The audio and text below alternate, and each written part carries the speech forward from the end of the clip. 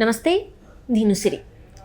ఏపీలో అయితే ఇప్పుడు సోలార్ పవర్ గురించి అయితే చర్చనీయాంశమైంది, తరచు వార్తల్లోనే ఉంది. అయితే ఇప్పుడు ఈ సోలార్ పవర్ గురించి మాట్లాడుతూ జగన్మోహన్ రెడ్డి గారు అయితే ఒక ప్రెస్ మీట్ పెట్టడం జరిగింది.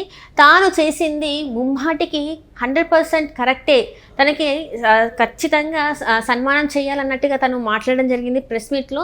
ఇంతకు మరి తను మాట్లాడింది ఎంతవరకు కరెక్ట్, అసలు ఈ సోలార్ పవర్ అసలు దేని గురించి అనే అంశాన్ని మనకు వివరించడానికి మనతో పాటు ఉన్నారు ప్రముఖ సీనియర్ జర్నలిస్ట్ డివిఎస్ గారు. నమస్కారం సార్. నమస్తే సార్. ఇప్పుడు చూస్తున్నట్టయితే జగన్మోహన్ రెడ్డి గారు సోలార్ పవర్ ఏదైతే ఉందో దాని గురించి అరెస్టులు అంటే ఏదైతే తన అరెస్ట్ అవుతారు ఈ సోలార్ పవర్ దాని గురించి, ఇంకా FBI విచారణలో కూడా ఈయన పేరు బయటకు వచ్చినప్పటి నుంచి వెళ్ళి తిని చేసింది ఏంటంటే, నేను ఏదైతే చేశానో ఇదంతా కూడా ఏపీకి ఆదాయం చేయడానికే చేసింది, కానీ ఎక్కడ కూడా ఏపీ నష్టాలకు పోవడానికి కాదు. సో నాకు సత్కారాలు చేయాలి అన్నట్టుగా తను ప్రెస్ మీట్లో మాట్లాడడం జరిగింది. సో దీన్ని అసలు మనం ఎలా చూడాలంటారు? కోడలికి బుద్ధి చెప్పి అత్త తెడ్డు నాకిందంట. అంటే జగన్మోహన్ రెడ్డి గతంలో చంద్రబాబు మీద విమర్శలు చేశాడు.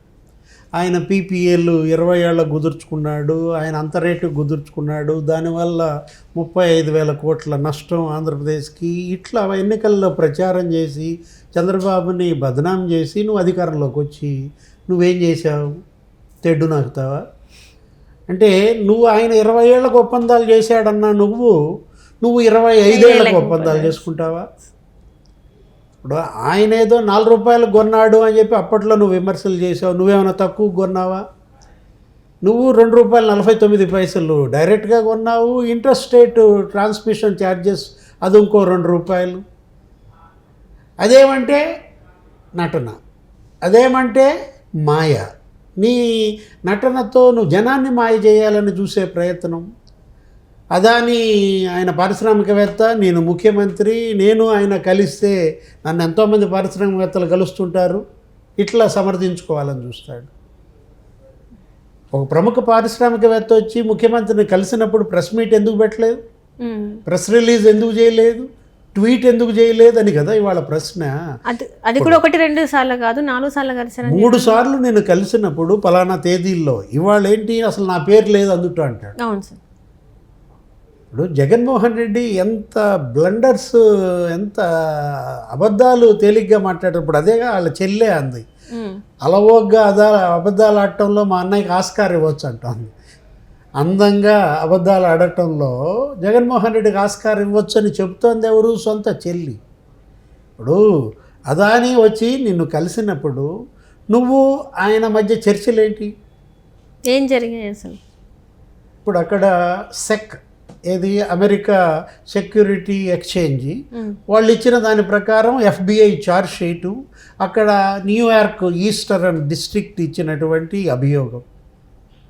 సాగర్ అదాని ఫోన్లో మీ సమాచారం మొత్తం ఇవాళ FBI ఎక్వైర్ చేసింది. అవును సార్. ఏ తేదీల్లో అదాని వచ్చి జగన్ని కలిశాడా లేదా చెప్పు. ఆగస్టు 7వ తారీఖు కలిశాడా లేదా, సెప్టెంబర్ 12 కలిశాడా లేదా, అట్లాగే నవంబర్లో కలిశాడా లేదా? ఇప్పుడు అందులో స్పష్టంగా 2019-24 మధ్య ఆంధ్రప్రదేశ్ చీఫ్ మినిస్టర్ అన్నారు. ఎవరప్పుడు? జగన్మోహన్ రెడ్డి కాదా? 2019-24 అదే 2021 ఆ డేట్స్ ఉన్నాయి కదా. 7 ఆగస్టు 2021 సీఎం ఆఫ్ ఆంధ్రప్రదేశ్ ఎవరు? జగన్మోహన్ రెడ్డి గారు. నా పేరు అందులో లేదంటే అంటే అసలు ఎంత అందంగా అబద్ధాలు ఆడతాడనేది అక్కడే కనపడుతోంది. ఇంకా ఏమంటాడు, ఇంటర్ స్టేట్ ఈ ట్రాన్స్మిషన్ ఈ ఛార్జెస్ ఉన్నాయి కదా, ఇవి మినహాయింపు ఇచ్చింది, సెకీ లెటర్ రాసింది అంటాడు. ఓకే, నిజమే అనుకుందాం. నిజమే అనుకుంటే మరి మొన్న ఆగస్టులో APERC మరి CERCకి లేఖ ఎందుకు రాసింది? ఆంధ్రప్రదేశ్ ఎలక్ట్రిసిటీ రెగ్యులేటరీ కమిషన్ నీకు సెంట్రల్ రెగ్యులేటరీ కమిషన్కి లేఖ రాసింది, ఆ ట్రాన్స్మిషన్ ఛార్జెస్ మినహాయింపు ఇవ్వండి అని. ఒకసారి మినహాయింపు ఇచ్చిన తర్వాత మళ్ళా మినహాయింపు ఇవ్వమని ఎవరన్నా లెటర్ రాస్తారా?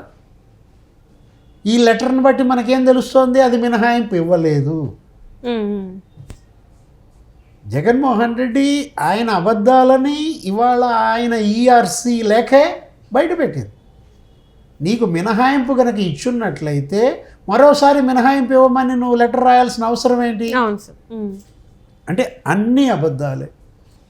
ఇవాళ ఈ ఛార్జ్ షీట్లో FBI ఏమంటోంది, అదే అమెరికా ఇప్పుడు సెక్యూరిటీ ఎక్స్చేంజ్ వాళ్ళ నివేదిక ఏముంది, ఆ ఒప్పందం వల్ల నీకు 3,800 కోట్ల నష్టం. అంటే రివర్స్ అన్నమాట. 4,000 కోట్లు నష్టం నువ్వు చేసి 4,000 కోట్ల లాభం చేశానని బిల్డప్ మాట్లాడుతున్నారు. అవును, నా వల్ల 1,00,000 కోట్లు సంపద సృష్టి అంటాడు. ఇది సంపద సృష్టి. ఎవరికి సంపద సృష్టి? జనానికా జగన్కా? ఇది జనానికి సంపద సృష్టి కాదు, ఇది జగన్కి సంపద సృష్టి. ఎంత అన్నావు? 1750 కోట్లు. 1750 కోట్ల సంపద నువ్వు సృష్టించుకున్నావు. అది నువ్వు సృష్టించుకున్నావు. అది ఎవరి కోసం? నీ కుటుంబం కోసం. 5 కోట్ల ప్రజల కుటుంబం కోసం సృష్టించే సంపద అది జాతి సంపద. ఇప్పుడు ఇవాళ జగన్మోహన్ రెడ్డి తను సెకి ఒక ఉత్తరం రాసింది మనకి, మీరు 2.49 కొంటారా అని తీపి కబురు ఇచ్చింది అంటాడు. అండర్లైన్ చేయ ఆ పదం. ఏ కబురు? తీపి కబురు. ఏది తీపి కబురు? ఇదా? ఎవరికి తీపి కబురు? నీకు తీపి కబురు. ఎంత తీపి? 1750 కోట్ల తీపి కబురేమో నీకు, జనానికేమో 1,00,000 కోట్ల చేదు కబురు. 1,00,000 కోట్లు మరి జనం పైన ఇవాళ వడ్డన. ఇప్పుడు ఇవాళ నువ్వు వరుస పెట్టి నువ్వు కరెంటు ఛార్జీలు పెరుగుతున్నాయి. కానీ ఆయన ఏమంటున్నాడు అంటే 9 సార్లు కరెంటు బిల్లు పెంచారు, కరెంటు ఛార్జెస్ పెంచారంటే దానికి ఎక్కడ కూడా సమాధానం చెప్పట్లేదు. అంటే ఇది వెనకాల ఆయన దీనికి ఆన్సర్ లేని క్వశ్చన్స్ అడిగి, తను చెప్పలేని క్వశ్చన్స్ అడిగినప్పుడు దాటేస్తూ వస్తున్నాడు. దీన్ని ఎట్లా చూడాలంటారు? అందుకే ఆయన పెట్టే ప్రెస్ మీట్ కూడా ఏంటి? రికార్డెడ్ ప్రెస్ మీట్ పెడతారు. ఆయన పిలిచే జర్నలిస్టులు కూడా ఎవరు? సెలెక్టెడ్ జర్నలిస్టుల పేర్లు లిస్ట్ ఆయన ముందు పెట్టాలి. అప్పుడు ఆయన టిక్ పెడతాడు. ఒక వీళ్ళని వాళ్ళే వచ్చి కూర్చోవాలి. పాపం వాళ్ళు కూడా అప్పుడప్పుడు ఒకళ్ళిద్దరు మంచి ఇరకాటంలో పెట్టే ప్రశ్నలు అడిగేసరికి లేచి వెళ్ళిపోతున్నాడు. అంటే ఇవాళ జగన్మోహన్ రెడ్డి ఆయన ఫ్రస్ట్రేషన్ పీక్ వెళ్ళిపోయింది. అతను ఇవాళ సిబిఐ, ఈడీ, లేకపోతే ఏసీబీ, సిఐడి ఇవి దాటిపోయి ఎక్కడికి వెళ్ళిపోయాడు? FBI వెళ్ళిపోయాడు.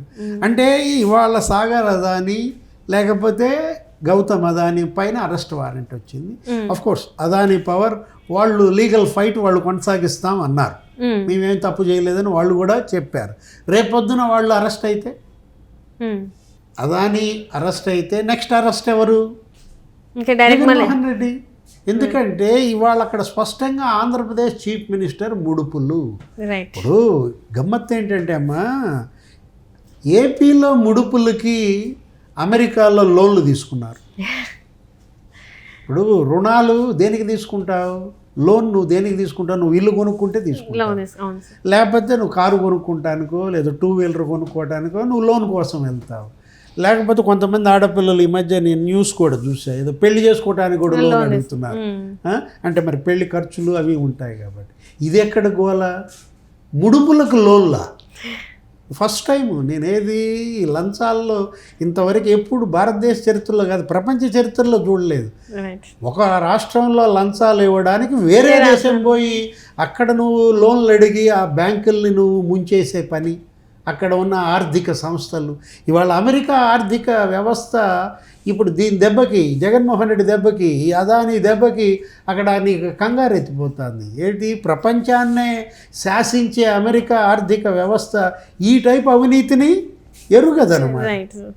మీ రాష్ట్రంలో ముడుపులు ఇచ్చుకుంటే మీ డబ్బులు ఇచ్చుకోండి, మీ ఆస్తులు అమ్మి ఇచ్చుకోండి, మీ భూములు తనఖా పెట్టి ఇచ్చుకోండి. అంతేగాని రేపొద్దున ఏం చేస్తారో తెలుసా? ఇట్లా వదిలేస్తే అమెరికాలో భూములు తాకట్టు పెట్టి ఇక్కడ ముడుపులు ఇస్తారు. Right sir, right. Thank you so much sir.